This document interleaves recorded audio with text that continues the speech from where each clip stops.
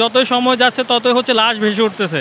এই লাশগুলো হচ্ছে আপনার হচ্ছে পানির সাথে আসতেছে, যা এরা উদ্ধার করতে পারতেছে না। এক ভদ্র মহিলা বলতেছিলেন যে ওনার হাত থেকে ওনার দুই ছেলে মেয়ে এটা উনি যাচ্ছিলেন পানিতে ভাসিয়ে নিয়ে গিয়েছে। সুতরাং এটা মানে শোনার পরে আসলে আবেগ ধরে রাখা অনেক কষ্টকর বিষয়। যে এখানে যে অবস্থা দেখেছি এটা ভাষায় প্রকাশ করার মতো না। আপনার হচ্ছে আমরা ওখানে হচ্ছে ফেনী শহরের মধ্যে দেখেছি 1 দিনের বাচ্চা, 2 দিনের বাচ্চা, এরা যে কিভাবে আপনার এতদিন এই কয়দিন ছিল আমরা আসলে কল্পনার বাইরে।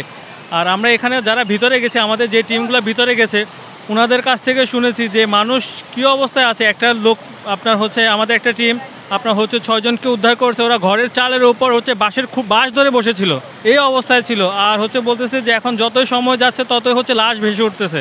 এই লাশগুলো হচ্ছে আপনার হচ্ছে পানির সাথে আসতেছে, যা এরা উদ্ধার করতে পারতেছে না। কিছু হসপিটাল আছে যেগুলোতে এখনো ওইভাবে রেস্কিউ করা হয় নাই। যারা মনে করেন যে আপনার এই অবস্থায় তারা মহিলা বাচ্চা সহ বসে আছে, তাদেরকে কেউ রেস্কিউ করতে যাচ্ছে না এবং মানে তাদের পানীয় খাবারের খুবই প্রয়োজন। যদি এই মিডিয়ার মাধ্যমে আপনারা প্রচারটা করতে পারেন, আমার মনে হয় এটা আসলে তাদের জন্য খুব ভালো হবে। আর ওই দিকের অবস্থা তো শুনতেই পাইতেছি যে 3.5 কিলোমিটার যাওয়ার পর কোমরের উপরে পানি, তার মানে 12-14 কিলোমিটার পর্যন্ত পানি। তো বুঝাই যাইতেছে যে পরিস্থিতি কী। হচ্ছে ভুইয়ারহাট আপনার ছাগলনাইয়ের ওদিকের পরিস্থিতি খুবই খারাপ অবস্থা। ওদিকে অনেকে হচ্ছে অনেকে ফ্যামিলির সাথে কথা হয়েছে, তাদের আত্মীয় স্বজন দেখা হচ্ছে 3 তলার উপরে দাঁড়ায় আছে, গলার সময় পানি নিয়ে বাচ্চাদের কোলে নিয়ে অবস্থা করতেছে। ওরা কোনো কারোর সাথে হচ্ছে কোনো সাহায্য পাচ্ছে না, কোনো টিমও আসলে ওখানে পৌঁছাতে পারতেছে না।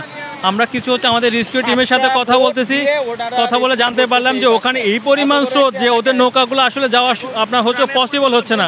যা হচ্ছে সেনাবাহিনী আর নৌবাহিনী যা হচ্ছে আপনার কিছু আপনার হচ্ছে টিম গেছে, ওরা যেটুক পারছে ওটুক করতেছে দেশের জন্য। আর এই সময় হচ্ছে পর্যাপ্ত পরিমাণ আমাদের এখানে যারা স্থানীয় এরা বলতেছে যে ভাই আমাদের হচ্ছে দরকার হলে 2 দিন না খেয়ে থাকবো, আমাদের পর্যাপ্ত পরিমাণ বোটের দরকার। এখানে বোট স্বল্পতার কারণে হচ্ছে আপনার উদ্ধার কাজ চালাতে পারতেছে না। যোগাযোগ ব্যবস্থা যেহেতু বিচ্ছিন্ন হয়ে গেছে, ওই সাইডের যারা অবর্ণনীয় অবস্থা আছে তাদের সাথে যত দ্রুত সম্ভব বিভিন্ন ওয়েতে যোগাযোগ করে তাদেরকে রেস্কিউর ব্যবস্থা করতে হবে। যোগাযোগ ব্যবস্থাটা সবসময় কন্টিনিউ রাখতে হবে। জানমালের যে অবস্থা এটা দেখে আসলে আমরা খুবই মর্মাহত, খুবই মর্মাহত।